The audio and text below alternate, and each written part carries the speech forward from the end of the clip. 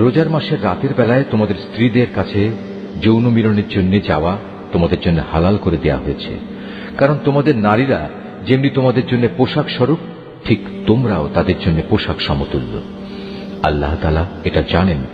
রোজার মাসে রাতের বেলায় স্ত্রী সহবাসের ব্যাপারে তোমরা নানা ধরনের আত্মপ্রতারণার আশ্রয় নিচ্ছিলে, তাই তিনি তোমাদের উপর থেকে কড়াকড়ি শিথিল করে তোমাদের উপর দয়া করলেন এবং তোমাদের মাফ করে দিলেন। এখন তোমরা চাইলে তাদের সাথে সহবাস করতে পারো, এবং এ ব্যাপারে আল্লাহ পাক তোমাদের জন্য যা বিধিবিধান কিংবা সন্তান লিখে রেখেছেন তা সন্ধান করো।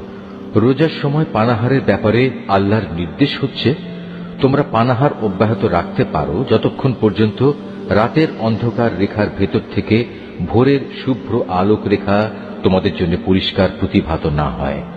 অতঃপর তোমরা রাতের আগমন পর্যন্ত রোজা পূর্ণ করে নাও। তবে মসজিদে যখন তোমরা ইতিকাফ অবস্থায় থাকবে তখন নারী সম্ভোগ থেকে বিরত থেকো। এই হচ্ছে আল্লাহ তাআলার নির্ধারিত সীমারেখা। অতএব তোমরা কখনো এর কাছেও যেও না। এভাবেই আল্লাহ তাআলা তাঁর যাবতীয় নিদর্শন মানুষদের জন্য বলে দিয়েছেন, যাতে করে তারা এ আলোকে আল্লাহ তাআলাকে ভয় করতে পারে।